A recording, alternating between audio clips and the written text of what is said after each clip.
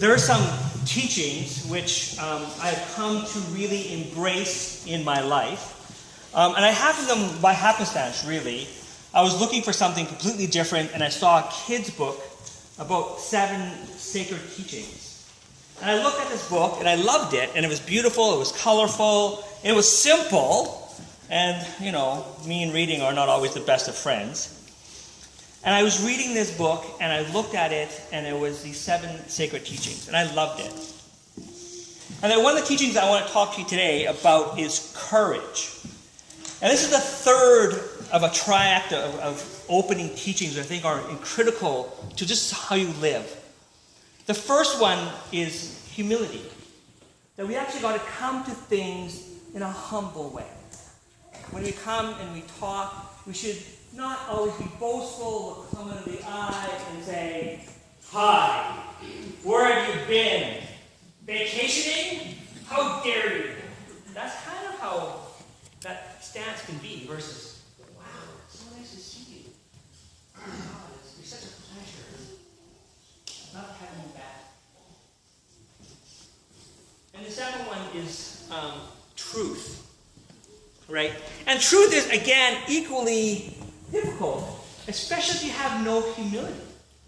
If you have no humility in your truth, which I sometimes lack, we all know that. I could say, I forget your name all the time.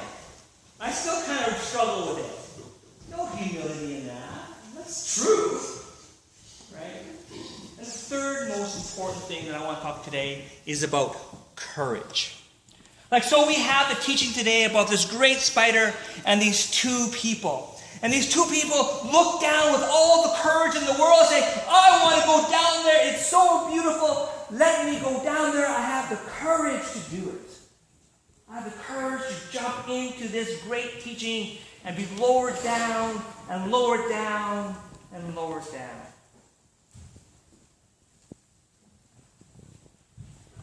You have this Christ. This Christ comes into this woman's life on a sunny day where someone is wounded and hurt and ailing for 18 years, bent over and unable to see the world only in a certain spot. And Jesus Christ has the courage to put his hand on her and say, "Be healed, be free, stand up straight." Courage to do that. But like all things, courage has a second side. In my understanding of my culture, I've realized I'm not so dichotomic, or whatever, live in dichotomies. I'm more trying to move into organic. For every good thing, there's not a bad thing. There's not, for every great and wonderful thing, there's not a horrible thing. They are sometimes more organic than that. They're infused with each other. So courage is one of those things. These people are being drawn back in. They didn't have the full courage. They wanted to peek. Even though they knew that something horrific and terrible may come to them, they still want to peek. And there's a courage in that. Maybe not the best kind of courage, but there's a courage in that. A courage that forces us to do things which we may not want to do. A courage that makes us squeeze out and say, I'm a bit smarter than God. I'm a bit smarter than him. I'm sure of it. So I have the courage to say, you know what, I can do it my way. And looks in, poke, this cat, bam! And you're sitting in the midst of your situation. Full of courage. And the flip side, the organic side, is having these leaders of the church comes up and say, "How dare you be healed, my sister? Come a different day to be healed. Don't come today. Come and listen to me prostrate and look at my wonderfulness. Feel the wonder and the power of the church."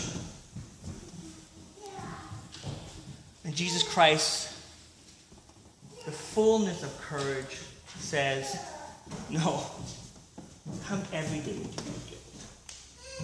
Come every moment, whenever you are lost, whenever you feel alone, whenever you need it, come and be healed. Because I am with you. I am profoundly in relationship with you. And that's the courage of Jesus Christ in life. The courage not only to hold what is true, but the courage to let you be free.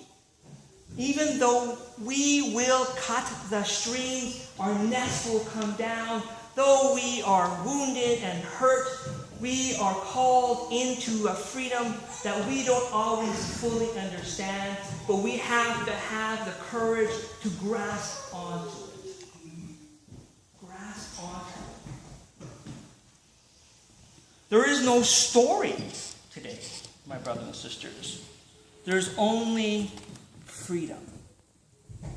Freedom to be courageous, both as human beings in our creatureliness, but also the freedom to rest wholly in this Christ, this God that comes in and is relationship incarnate. And that is equally scary, because it causes you to be humble in your faith. Not to use your faith as some kind of pietistic beating bag, where truth is something you use as a lever, and courage is something that you become bombastic with. This faith causes you an internal peacefulness, an internal way of seeing the world in relationship. We're called in these relationships. Brothers and sisters, fathers, kids, wives, husbands, enemies. But have courage to be free in these relationships. And be humbled in them. And truth be spoken through them. My brothers and sisters, today, you're called to be free of your pain. Called to be free of those things that hold you back. And you got to have the courage to actually live them. Actually live them. Be free. Be well. Be in love. Amen. Amen.